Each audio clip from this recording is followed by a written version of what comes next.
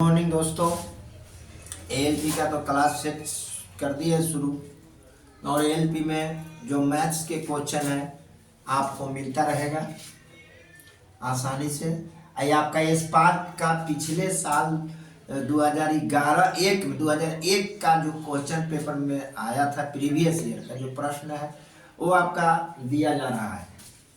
2001 से शुरू किए हैं 19 तक, 18 तक जो एग्जाम हुआ था 18 तक, वहाँ तक के आपको क्वेश्चन को लोड कर दिया जाएगा वीडियो। और आपसे यही गुजारिश रहेगा कि आप क्या करें, मेरे चैनल को सब्सक्राइब करें और व्यू जरूर दें, ठीक है। तो चलते हैं क्वेश्चन के ऊपर, आगे देखते हैं। कह रहा है कि किसी लंब द्वितीय शंकु के तिर्यक ऊंचाई 10 मीटर है और ऊंचाई 8 मीटर है। इसका वक्र पृष्ठीय क्षेत्रफल ज्ञात करें। इसका क्या निकालना है? वक्र पृष्ठीय क्षेत्रफल निकालना है। तो लंब द्वितीय शंकु के तिर्यक ऊंचाई n इक्वल टू दिया है 10 है और यह ऊंचाई दे दिया है आपका 8 मीटर। तो लंब द्वितीय शंकु का वक्र पृष्ठ निकालने के लिए हम क्या करेंगे? लंब द्वितीय शंकु का वक्र पृष्ठ, शंकु का वक्र पृष्ठ बराबर होता है पाई आर एल। तो पाई के मान 22/7 रख लेंगे मेरे दोस्त। 8 गुने 10 रखेंगे। या कभी कभी ऑप्शन के ऊपर देखेंगे पाई के मान छोड़ दिया रहेगा तो उसे छोड़ दीजिएगा।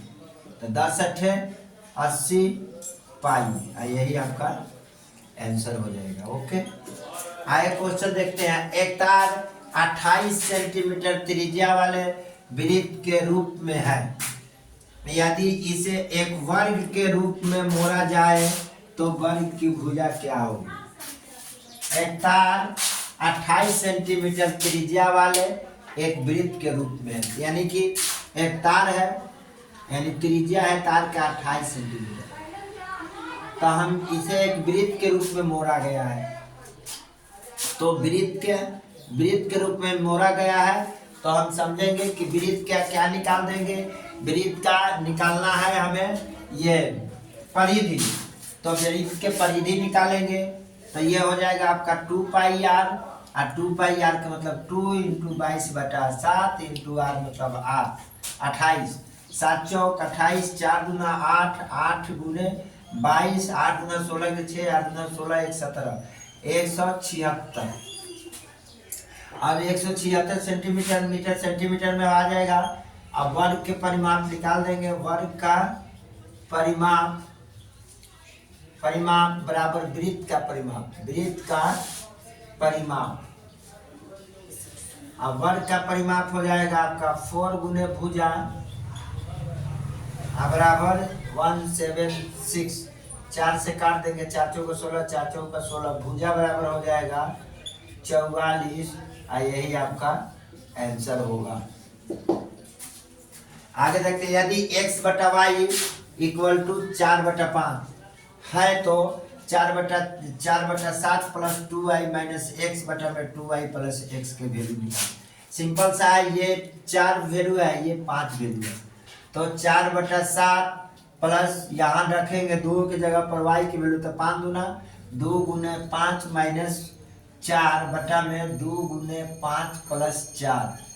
यहाँ से सॉल्यूशन करेंगे मेरे दोस्त तो यह आ जाएगा 4/7 प्लस 5 गुना 10 में से 6 गया, 4 गया, 6 बटा में 5 गुना 10 और 4 14, 3 दूना 6, 7 दूना 14। यह आ जाएगा आपका कितना? 4/7 प्लस 3/7, लघुत्तम लोगे तो 7, 4 और 3 7, 7 7 काट दो, ये 1। ये तो आपका आंसर हो जाएगा। ओके, ये आपका क्वेश्चन का आंसर। मेरे दोस्तों ये बात आप समझिए, क्वेश्चन को तो लगाना ही पड़ेगा। और एएलपी द बेस्ट एग्जाम लेता है।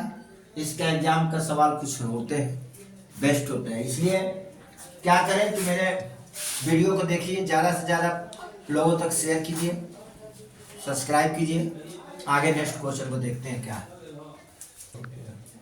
आगे क्वेश्चन कर रहा है कि एक आयत की चौड़ाई 10 सेंटीमीटर तथा क्षेत्रफल 150 सेंटीमीटर है।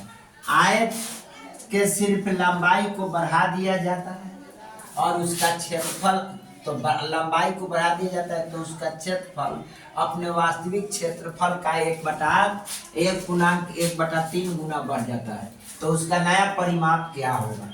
अब ये देखना है, सबसे पहले तो चौड़ाई दिया हुआ है, चौड़ाई दिया हुआ है कितना 10 सेंटीमीटर और लंबाई क्षेत्रफल दिया है, क्षेत्रफल दिया है 150, तो लंबाई निकाल लेने के लिए 150 बटा में 10 कर देंगे, 0 काट देंगे, कितना हो जाएगा 15 सेंटीमीटर। कह रहा है कि सिर्फ लंबाई को बढ़ा दिया जाता है, तो लंबाई को बढ़ा दिया गया और उसका क्षेत्रफल अपने वास्तविक क्षेत्रफल, इसका क्षेत्रफल निकालो, इसका लंबाई को बढ़ा दिया तो x मेरा भाई बढ़ा दिया और लंबाई बढ़ गया, चौड़ाई 10 है तो इसका क्षेत्रफल कितना होता है 1/1.3 गुना हो जाता है। वास्तविक क्षेत्रफल का वास्तविक क्षेत्रफल क्या है 150।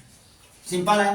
अब आप क्या करेंगे 1/1 इतना को क्या कर लेंगे, पहले इस 0 से 0 को काट दें, ये आ जाएगा 15 + x बराबर 3 एकम 3 है 4/3 गुने 15, 3 × 5 = 15, 5 × 20, 15 + x = 20 आ जाएगा, तो x बराबर मेरा भाई 20 - 5 15 = 5 हो जाएगा। जब x की वैल्यू 5 हो गया तो चौड़ाई कितना, लंबाई कितना हो जाएगा, लंबाई को हम मान लिया 10 सेंटीमीटर, चौड़ाई इतना, अगर बढ़ाने के बाद इसकी लंबाई इतना हो गया तो इसकी लंबाई, नया लंबाई 20 हो जाएगा, चौड़ाई कितना है 10 है, चौड़ाई कितना है 10 है, तो परिमाप ज्ञात करना है तो 2 गुने लंबाई प्लस चौड़ाई, आप यहाँ पर परिमाप आपको निकल जाएगा, परिमाप तो आप क्या करें 20 + 10 30 30 दूना 60 सेंटीमीटर हो जाएगा आपका परिमाप। यही मेरा दोस्त और बढ़ाने के बाद बढ़ा हुआ उसका नया परिमाप क्या होगा, तो लंबाई तो आपका यही होगा, अब बढ़ा 5 तो 5 बढ़ गया तो कितना था 15, 5 हमने जोड़ दिया तो 20 आ गया। अब परिमाप निकालने के लिए मैं क्या करेंगे, लंबाई प्लस चौड़ाई, 2 गुने लंबाई प्लस चौड़ाई किया मैंने, आया कितना मेरे दोस्त, तो 60 सेंटीमीटर। आइए आपका आंसर हुआ। नेक्स्ट देखते हैं क्वेश्चन, कह रहा है कि एक रेलगाड़ी, कोई रेलगाड़ी एक खंभे को 15 सेकंड में पार कर जाती है और 10 मीटर लंबे एक प्लेटफॉर्म को पार करने में उसे कितने सेकंड के समय लगता है, 25 सेकंड के समय लगता है, तो रेलगाड़ी की लंबाई क्या है। कह रहा है कि एक रेलगाड़ी एक खंभे को 15 सेकंड में पार कर, खंभा को पार करने के मतलब रेलगाड़ी अपनी लंबाई को पार करना है, तो रेलगाड़ी की लंबाई को ले लेते हैं मेरे दोस्त, रेलगाड़ी की लंबाई को लेते हैं x, तो रेलगाड़ी की लंबाई को पार करने के लिए 15 सेकंड का लगता है, तो x/15 ये पार कर जाएगी, दूरी बटा इसे हमारा 4 निकल जाएगा, यानी दूरी बटा समय = 4 हो गया। और 100 मीटर लंबे प्लेटफॉर्म को पार करने में, तो 100 मीटर लंबे प्लेटफॉर्म को साथ पार करेगा तो x + 100 और कितने मिनट सेकंड में पार कर, 25 सेकंड में पार कर जाती है, तो रेलगाड़ी की लंबाई क्या है, यहाँ 25 सेकंड में पार कर गई। अब काट दो यहाँ से 5 × 15 5 × 5 = 25, इससे इसे गुना करा लो तो कितना हो जाएगा 5x बराबर 3x और प्लस ये कितना हो जाएगा 300। अब इसको इधर ले आओ तो 5x - 3x बराबर 300, तो यहाँ 2x बराबर 300, इसको काट दो, x बराबर 75, 300 ये 300 हो जाएगा मेरे दोस्त, तो ये हो जाएगा 300। अब इसको काटोगे तो ये कितना हो जाएगा 150 यानी 150। अब आपका आंसर आएगा रेलगाड़ी की लंबाई कितनी हो जाएगी, तो रेलगाड़ी कितनी थी लंबाई x थी, तो x थी तो इसका 150 मीटर आपका ये आंसर हो जाएगा। नेक्स्ट क्वेश्चन मेरे दोस्त आगे देखते हैं, और अब आपके पास एक स्लाइड पूरे के पूरे क्वेश्चन कल से डाला जाएगा, ठीक है। Okay thanks.